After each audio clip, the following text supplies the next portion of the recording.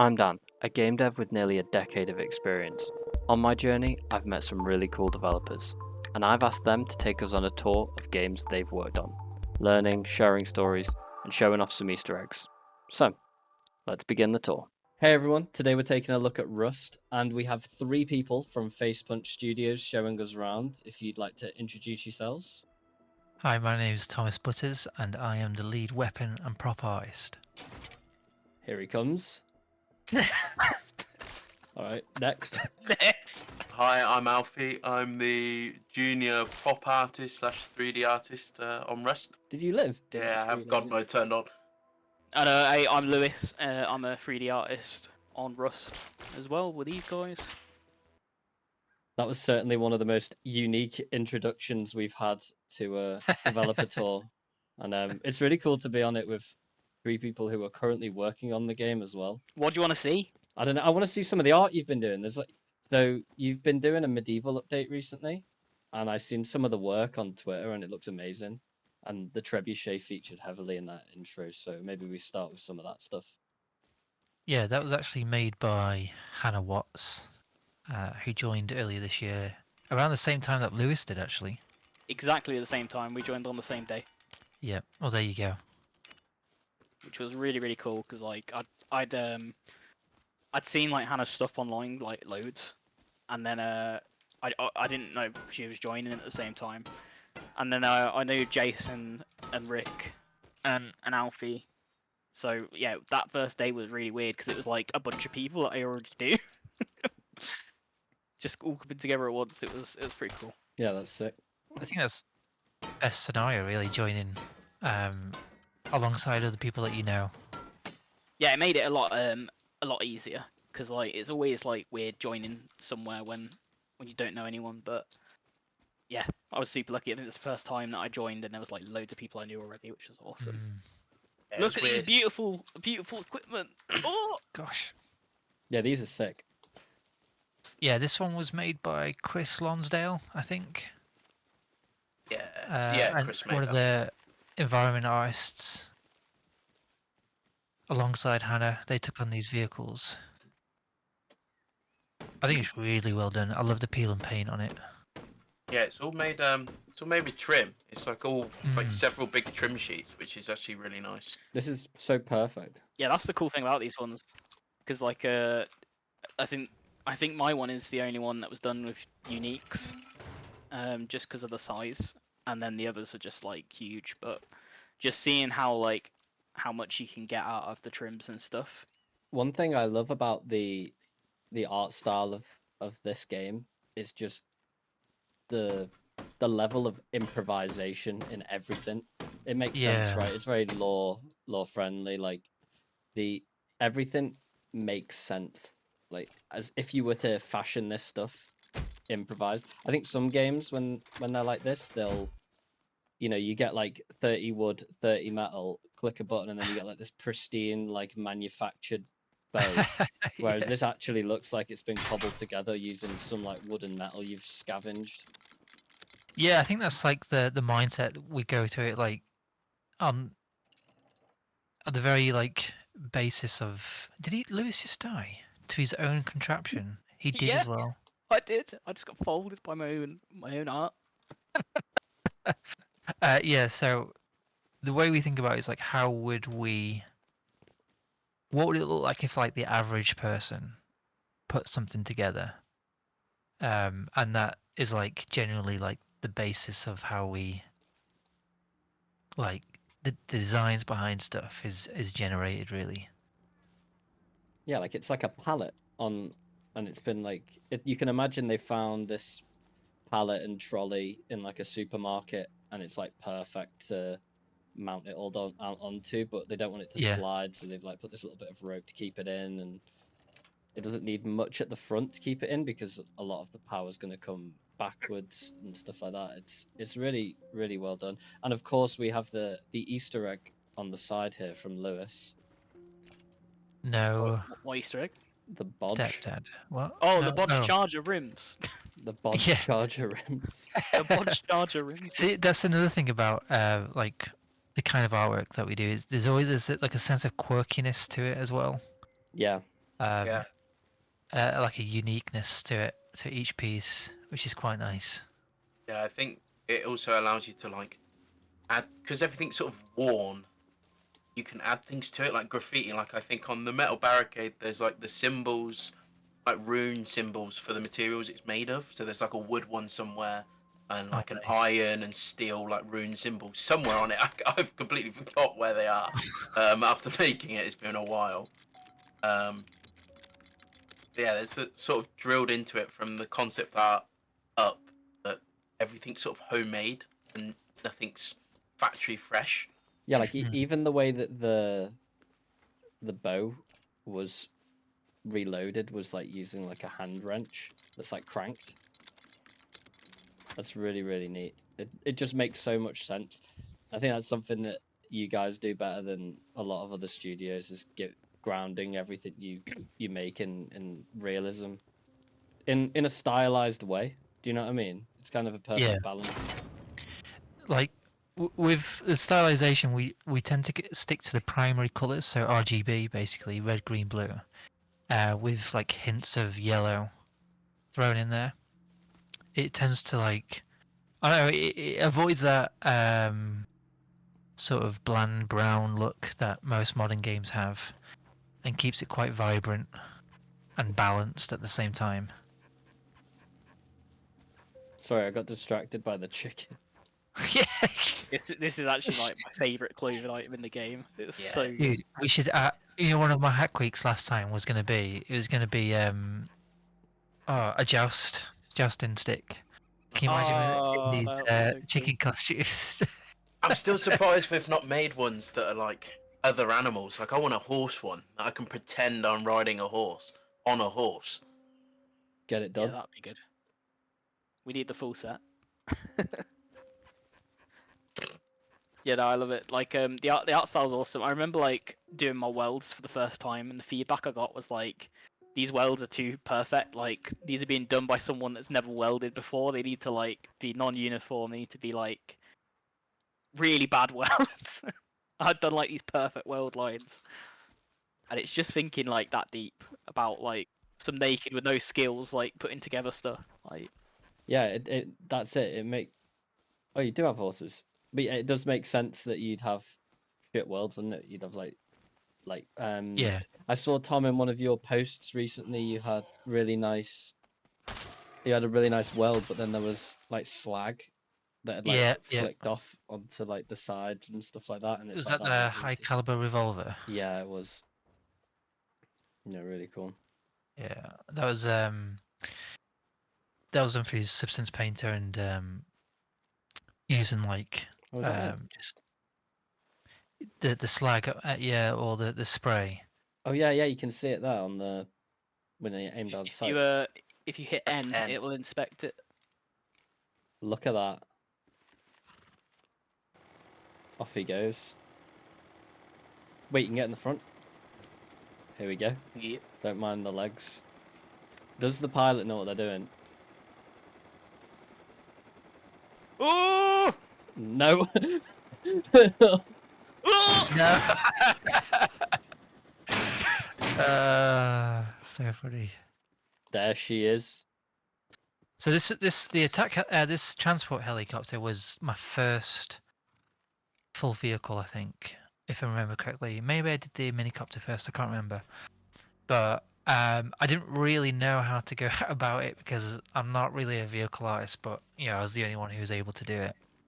Like I took most of, if not all of this, into ZBrush. Like dynamashed all the paneling together, and yeah, it was crazy. It was the only solution that I had at the time that I could think of, but it turned out all right. I mean, I can't remember how long ago this was that I did this. I could probably find out actually. 6 years ago. Wait, it was that long ago? Yeah. It's wild how old some of these assets are and how good they look. Oh gosh, there's a oh. And that attack heli was quite a while ago as well. Originally had an air freshener inside it. Love it. Oh wait, it's using like an Atari controller. Yep. Yeah, it's got like a gun turret on it. That's amazing. Originally, for the concept for these, there was like loads of different like trucks and things like that. Yeah. Are these like the first version? Is there like a plan to do like more bigger ones and things like that? Honestly, that's a good question. I actually don't know if we're planning to do more. They're really cool as they are. I think it's sick that very rare players get to choose their own things. Yeah, we added bikes recently as well, so it's an example of it over here. Is this one here? Yeah, this with the sidecar. Let's go. Someone take me for a ride. Let's go roll out. Oh, I need fuel. Alfie's abandoned me. Thanks, Alfie. Oh my gosh. I've got this. Hang on. I've got it under control. There we go. But the artwork is so varied that it's not really it never becomes monotonous, if that's how you pronounce that word. Never becomes really boring. Okay, like occasionally there are some pieces that are a little bit boring, like a bit it's kind of uninteresting. But that's only because everything tends to be really awesome. Yeah. Smash that landing. That was crisp. What workflow are these all using? Like the newer stuff? Is this This helicopter here, yeah. this is just it's got 3 texture sets basically. And then with the fencing here, I'm just reusing a texture that's already in the game, or material that's already in the game.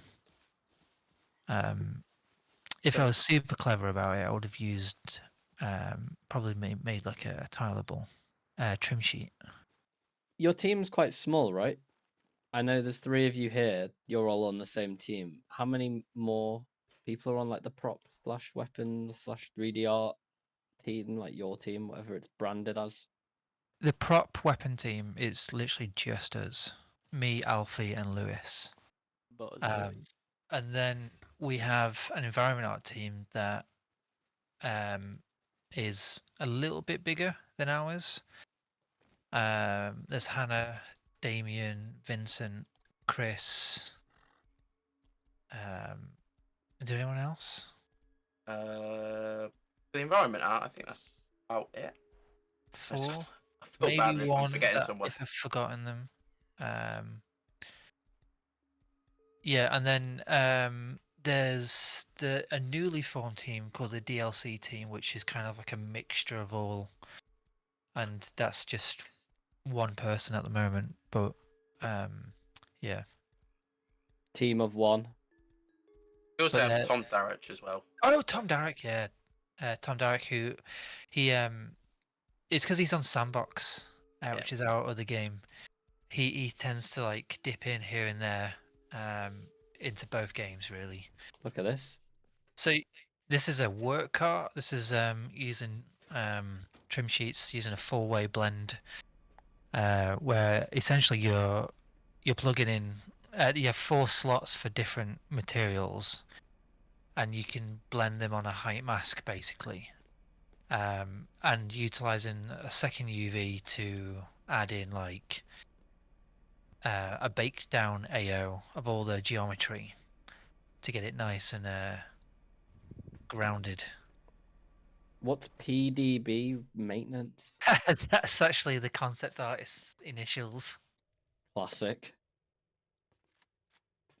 And what's FP6? Facepunch. Ah, very good. Yeah. Yeah, I can't play a game without seeing something like that and knowing that it's like some kind of reference. Yeah, it's funny though. Like, there's some references that I've put in. Like, there's one where I thought no one would ever find ever, and some random Russian guy on some random Russian YouTube channel found it by just flying through the environment and clipped through one of the meshes. And I'm talking about this piece of geometry was hidden within an object, so you could never find it unless you did this by accident. And they made some like huge lore story behind it, which just wasn't true. It was just because it was just one of the books that I'd made. I wanted to have some like pages that stuck out, and I had if I was gonna have pages stuck out, I needed to have some text on it. So literally, I just got the first chapter of the Gospel of John in the Bible and pasted it in. I was like, no one's gonna ever look at that. It's gonna be too low res, whatever.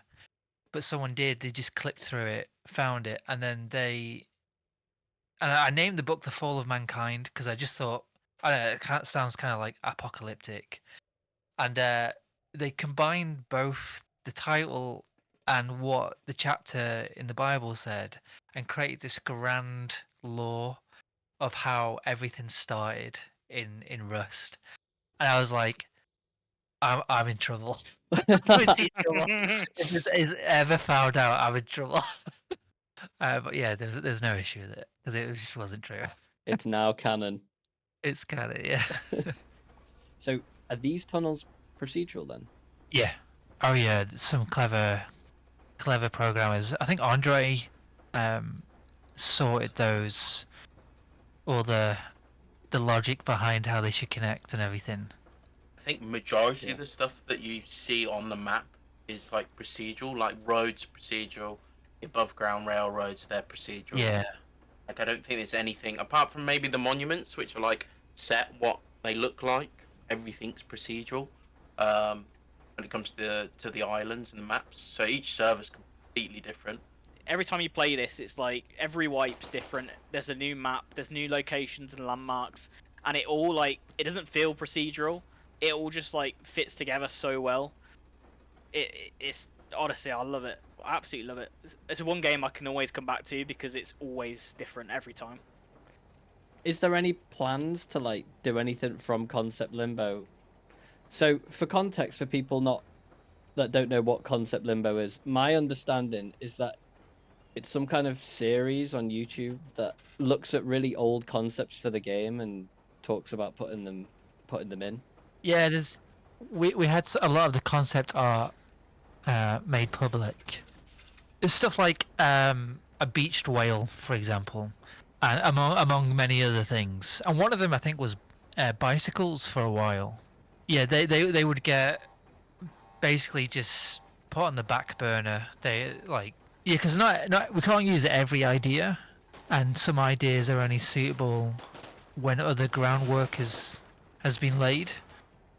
And I think a lot of it as well is like iterative like work as well. So there'll be stuff in that Concept Limbo that we maybe haven't chosen, but there's like designs that have already been worked off that and made into actual artwork and stuff in game, rather than being stuck and lost forever.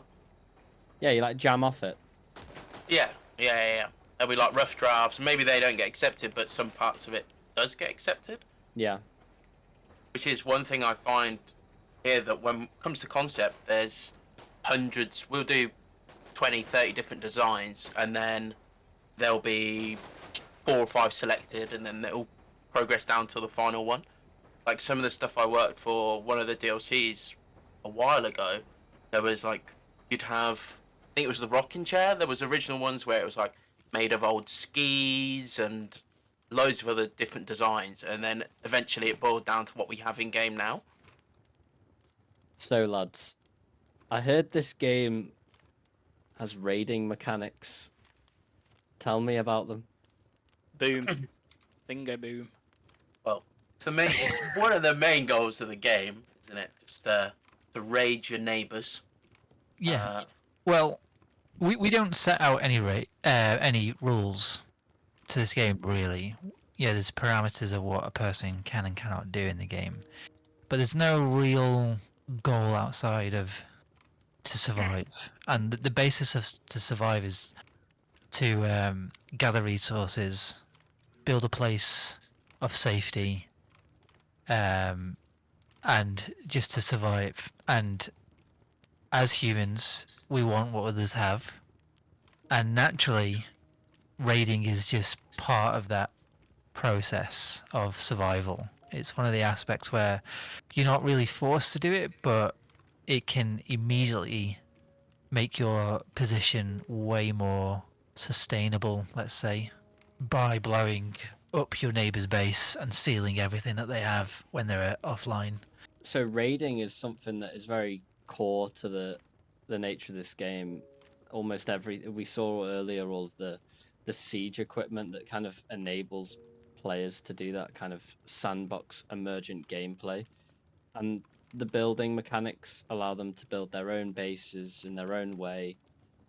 So every raid is different, you know, every group of players have their own skill set. And how do you, as devs, when you're like making these assets, I'm assuming you're thinking about how they're going to be used by the players, but also they get used in ways that you don't expect as well, right? Lewis can probably speak to about the baluster, for example, that he had to change or adjust based on that sort of feedback. Yeah, we did. We had to change the design of the limbs on it because we did like a mechanical spring arm thing for it. But the original concept, like, it was originally made like the wrong way around, like to what a leaf spring would be in a car. So I basically had to discuss with the concept artists and stuff to change it so it made more sense. And initially that was actually from like it being put on a Orcs 2 in the community, having a play with it and noticing that there was something wrong. And yeah, the community feedback's invaluable. It's the same with like the primitive update. That was kind of tested extensively and actually went through like a lot of iteration, like even quite close to release, just trying to get the balance right and to make it fun. Because originally I think there was like water pipe shotguns and revolvers and stuff in that mode, and even though they're like lower tier kind of guns, we found that like they were just like, it was just not fun with guns because people would just like speed run to get to the guns, get all the ammo, and it would just be a pistol fight, which kind of nullified all the new stuff we were making. And evidently the whole point of the update is like we really wanted to bring back kind of emphasis on the primitive gameplay, like bows and melee combat and stuff. So by removing that stuff, it really helped it and made it way more fun. I know a lot of players in the community will like disagree with that because each to their own. I think the primitive thing is kind of like Marmite. Some people absolutely love the primitive gameplay. Some people hate it. I really enjoyed it, but I absolutely suck with like the bows and stuff and melee in general, and I can't sneak up on players to save my life. So another question I had then, you talked about like groups raiding and people like running to get all the guns and things like that. How do you cater for solo players versus large groups, right? And the middle grounds? Oh, it's a bit. I think what the beauty of the game, for me at least, is like there is so many different ways to play it, and there's so many different scenarios that can happen, right? So, for example, I absolutely suck at PvP, so usually starting Player versus player. Yeah, player versus player. We'll overlay some text. It's a Google I've lost my Translate train of of what thought. it means. Yeah, I suck at all that stuff, so it's really difficult getting a wipe started, whereas some players will literally just like go solo and storm oil rig with like 2 med syringes and a bow, and they'll come out with like loads of high tier gear. But there's loads of other ways for like solos to go and get things through other means. So you can just get lucky finding crates at certain monuments. There's different monument sizes and types, so you know, usually we chill near one that doesn't spawn that good stuff, so like the petrol station monument, the supermarket monument, that kind of thing. Whereas other players might run like launch site or silo, or and then there's other ways of getting loot as well. Like some players will literally just trade stuff to get like better stuff. So some players will literally just harvest wood and stone and then trade that for weapons and stuff like that.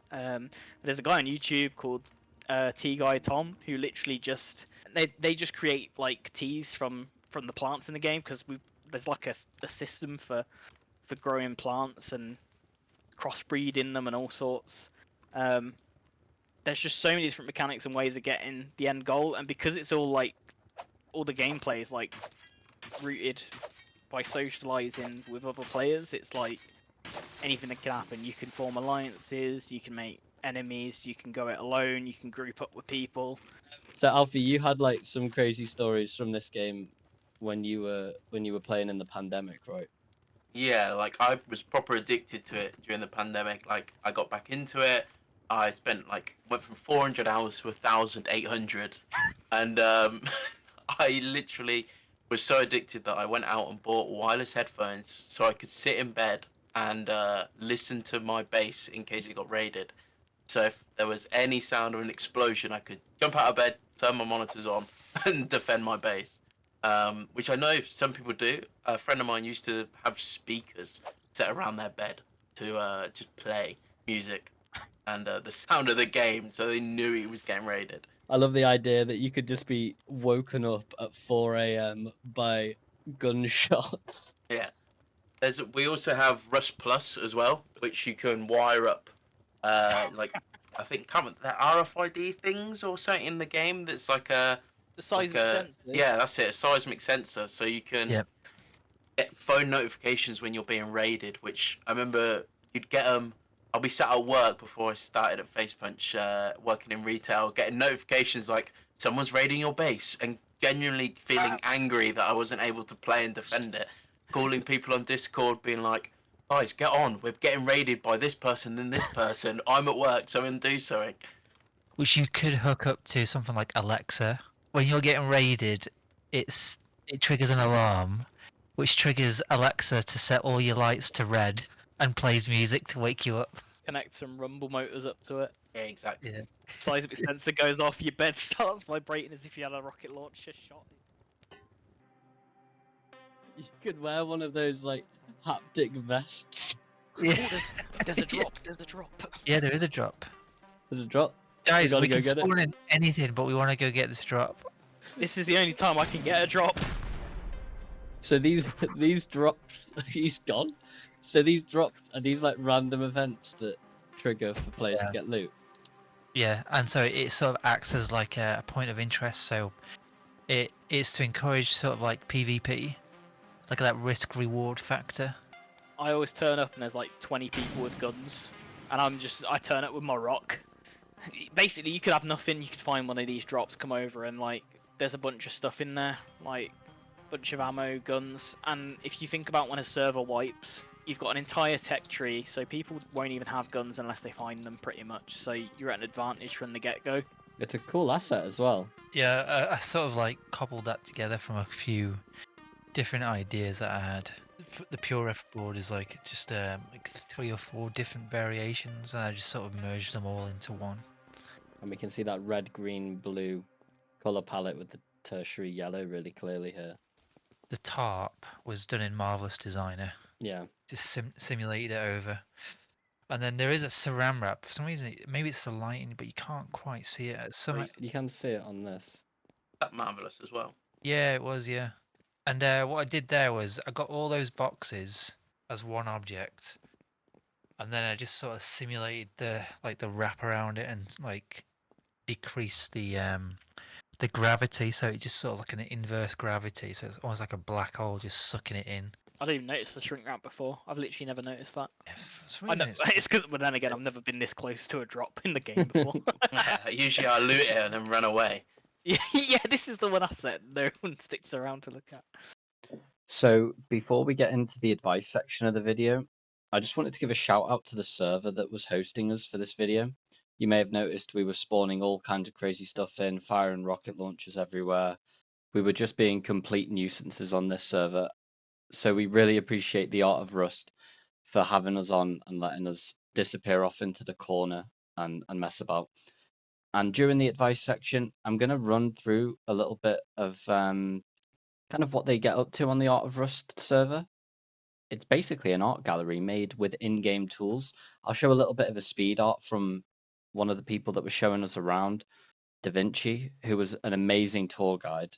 I recommend heading onto the server and asking him for a tour. Green Man as well, and Monstera as well.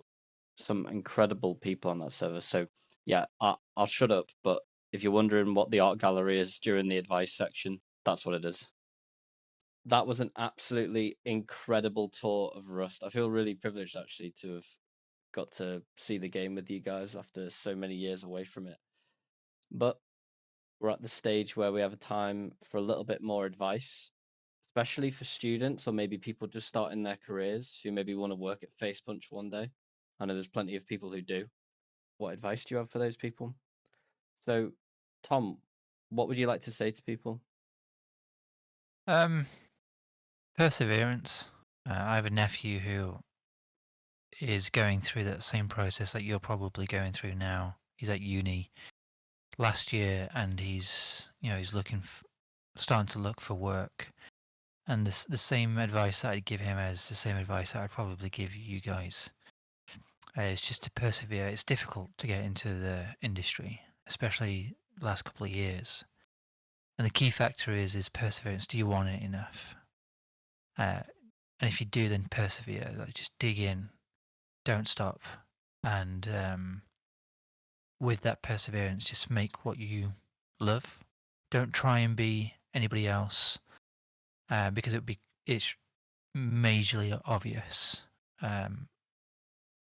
Just make what you love, and hopefully the work should follow. I think that's amazing advice. And also, you didn't mention it there, but a really great learning resource is your Twitter as well and your YouTube channel.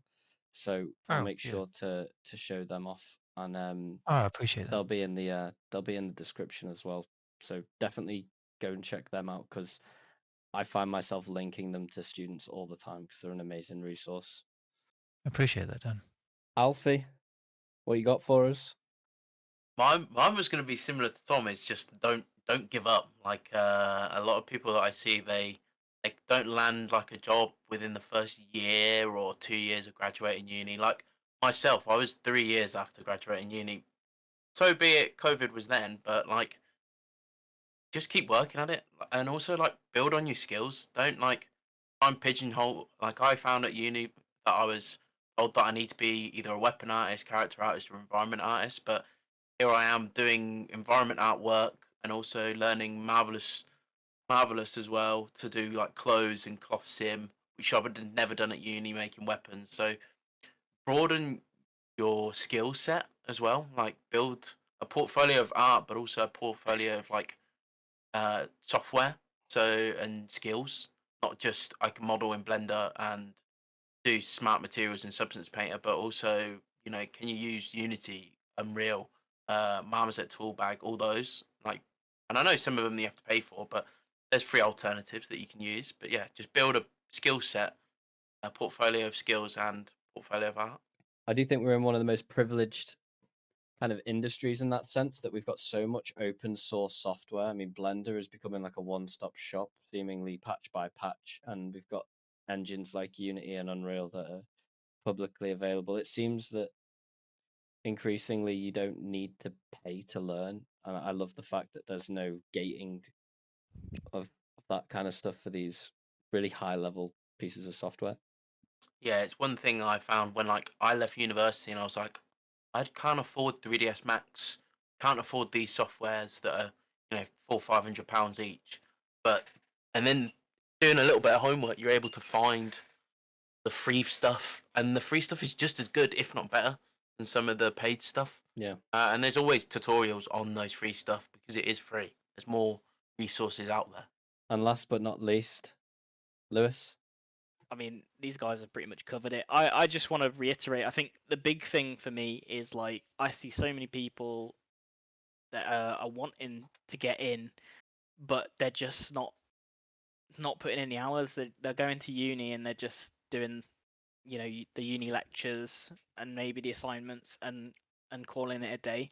But like honestly, to land a job in the game industry and art, you have to stand out. There's so many people trying to get in and trying to do it, and I mean, particularly the past couple of years, like there's just barely anything out there at the moment job wise, so it's really difficult. So the only way you can really do it is like Tom said and like Alfie said, just persevere.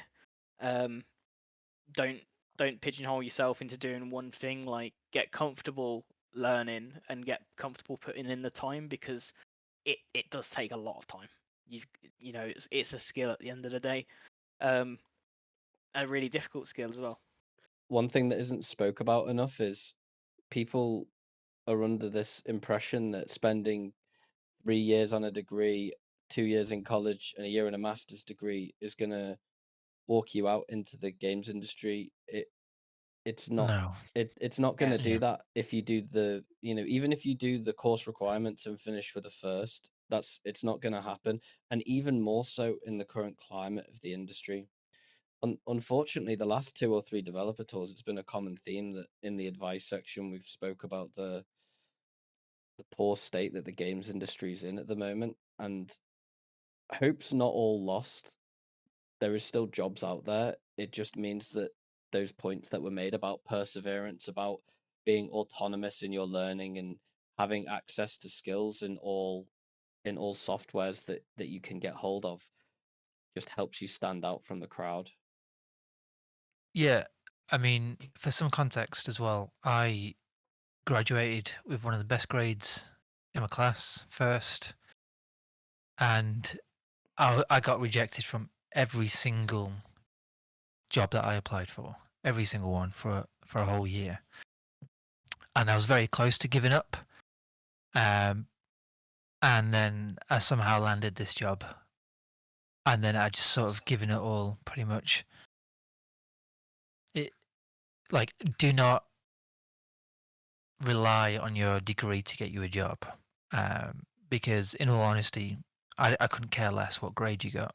I want to see the artwork that you do have, what you are capable of doing, what your potential is.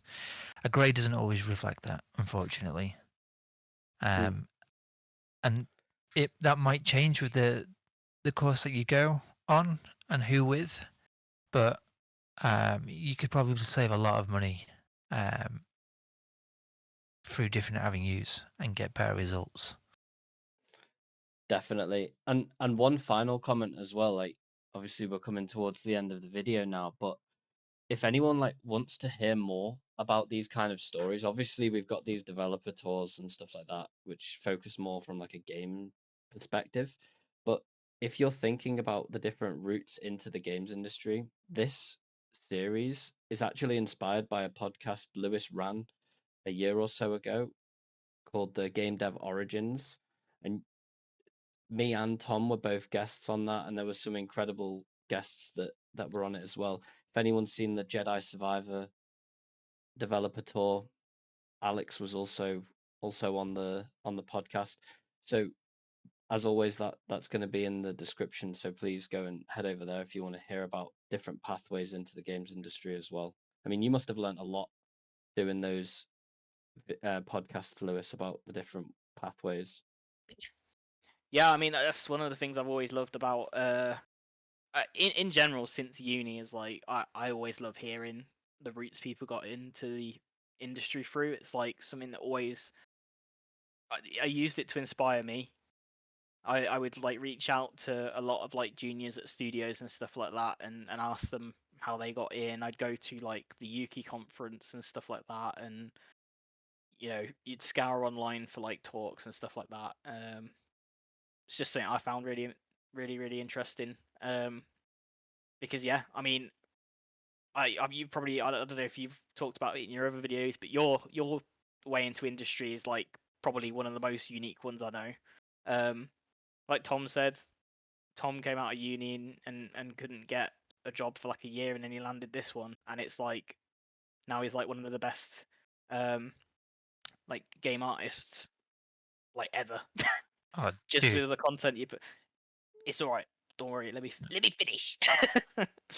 And then like for example me as well. Like I couldn't land a job in the UK when I left uni, and I worked as hard as I could. I mean, I did